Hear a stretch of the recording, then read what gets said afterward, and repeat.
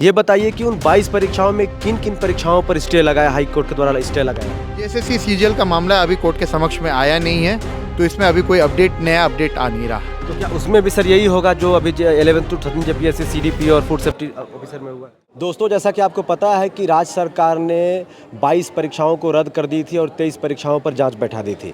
लेकिन आज जो है झारखंड हाई कोर्ट में 3 याचिका दायर की गई थी और तीनों पर सुनवाई हुई है। इस वक्त हमारे साथ बातचीत करने के लिए झारखंड हाई कोर्ट के चर्चित अधिवक्ता कुमार हर्ष साहब मौजूद हैं। इनसे जानेंगे कि आखिर तीनों याचिकाओं पर जो सुनवाई हुई है क्या क्या अपडेट आया है। तो जो आंदोलनकारी हैं, क्रांतिकारी हैं, जो पिछले 25-30 दिनों से लगातार आंदोलन किए थे, उनके आंदोलन को क्या फल मिला? सर जोहार। जोहार। 3 याचिकाओं पर सुनवाई हुई है सर आज, क्या अपडेट है सर और क्या इसमें आया है? जो जिनकी नौकरी जाने वाली थी 11वीं 13वीं जेपीएससी, दूसरा आपका सीडीपीओ और तीसरा food security officer, safety officer, उनके द्वारा याचिका दायर किया गया था। उनका कहना था कि उनकी जो नौकरी जारी है उसमें त्वरित रूप से स्टे दिया जाए और उनके बात को भी पक्ष रखने का मौका दिया जाए। कोर्ट में उनके द्वारा ये कहा गया कि प्रिंसिपल ऑफ नेचुरल जस्टिस की नैसर्गिक न्याय के रूप में उन्हें सुनवाई का भी मौका नहीं दिया गया है और साथ साथ ये कहा गया कि अभी तुरंत स्टे दिया जाए कि वो नौकरी आगे कंटिन्यू किया जाए।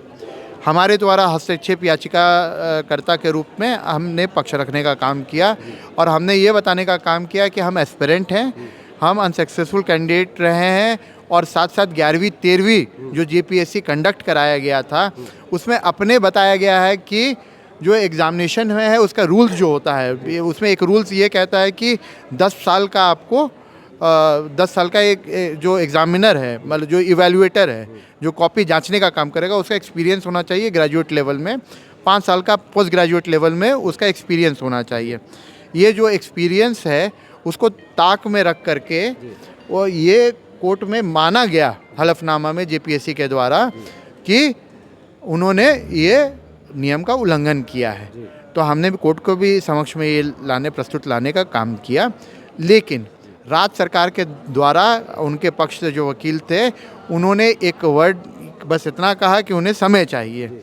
उन्होंने ये जो ऑर्डर राज्य सरकार का है उसको डिफेंड करने का काम नहीं किया और साथ साथ जो क्योंकि सेग्रीगेशन होना चाहिए, जब एग्जामिनेशन कैंसिल होता है तो एग्जामिनेशन कैंसिल करने का सेग्रीगेशन होता है कि अगर कौन टेंटेड है कौन अनटेंटेड, मतलब कौन गलत रूप से नियुक्ति हुई है कौन सही रूप से हुई है। जब इसका सेग्रीगेशन नहीं हो सकता है, उसका भेदीकरण नहीं हो सकता है, तो पूरे एग्जामिनेशन को कैंसिल करना होता है। यहाँ राज्य सरकार ने पूरे एग्जामिनेशन को कैंसिल करने का काम किया क्योंकि हम ये जानते हैं कि सुप्रीम कोर्ट के लाइट में बहुत सारी जजमेंट्स हैं, वो बोलता है कि जब सेग्रीगेशन नहीं हो सकता है तो पूरे एग्जामिनेशन को कैंसिल करना चाहिए। तो सरकार को ये रिकॉर्ड में लाना चाहिए और कोर्ट के समक्ष में ये चीज़ को प्रस्तुत करना चाहिए कि कौन कौन से बिंदुएं थे और कौन कौन से साक्ष्य थे जिससे ये पता चलता है कि वो टेंटेड और अनटेंटेड में कोई भेदीकरण और सेग्रीगेशन नहीं कर पा रही थी, इसलिए पूरे एग्जामिनेशन को कैंसिल करने का काम किया। बस समय लेने का काम किया गया है राज्य सरकार के द्वारा और ये इसकी सुनवाई 15 सितंबर को होगी। और साथ साथ कोर्ट ने मौखिक रूप से ये भी आदेश दिया है कि जितने भी ऐसे कैंडिडेट्स हैं, जैसे जितने भी इतने नए अपॉइंटीज़ हैं, उनको हलफनामा दायर करते हुए ये कहना है कि अगर उनकी कोई अनियमितताओं में या गैरकानूनी रूप से कोई संलिप्तता पाई जाती है तो उस संलिप्तता के कारण जो भी डिसीजन आता है उसके लिए वो बाध्य रहेंगे, यहाँ तक कि उनकी नौकरी भी जा सकती है। सर अभी एक मिनट, ये बताइए कि 22 परीक्षा को रद्द किया गया था राज्य सरकार के द्वारा, कार्मिक विभाग के द्वारा एक नोटिफिकेशन आता है। ये बताइए कि उन 22 परीक्षाओं में किन किन परीक्षाओं पर स्टे लगाया, हाई कोर्ट के द्वारा स्टे लगाया गया? देखिए, जो कैंसिलेशन किया गया था उसमें तीन में स्टे लगा है। एक 11-13 जेपीएससी फूड सेफ्टी ऑफिसर परीक्षा पर, जी, उसके बाद एक और कौन सा है, एक आपको सीडीपीओ हो गया। हाँ, 3 परीक्षाओं पर रोक लगी है। चाइल्ड डेवलपमेंट प्रोजेक्ट ऑफिसर का। तो ये इनके जो कर्मचारी हैं, अधिकारी हैं, ये लोग जाके काम कर सकते हैं? अब राज्य सरकार के ऊपर में, उनके विवेक के ऊपर में कि ये कोर्ट का फैसला को वो मानते हैं या उसको वो चैलेंज करते हैं डिवीजन बेंच में। तो ये राज्य सरकार के विवेक का मामला है, विशेषाधिकार का मामला है, उनकी कानूनी राय क्या लेते हैं उनके ऊपर डिपेंड करता है। ये राज्य सरकार से ज़्यादा अच्छा रहेगा कि इसमें राज्य सरकार बताए कि वो कंटिन्यू कर सकते हैं कि नहीं कर सकते। जेएसएससी सीजीएल पर क्या अपडेट है सर?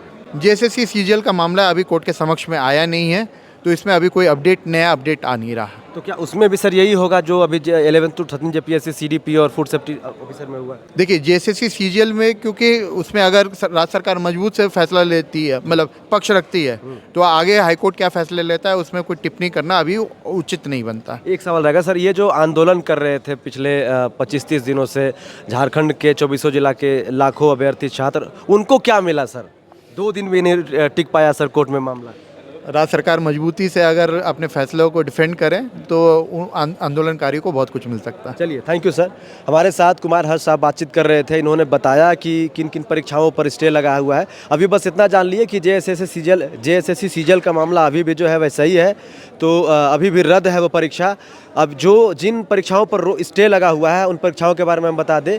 11 to 13 JPSC पर स्टे लग गया है, फूड सेफ्टी ऑफिसर और CDPO 3 परीक्षाओं पर जो है रोक लगाई गई है अभी। और अगला जो है तारीख जो है दिया गया है, आपको बता दें कि 1 मिनट,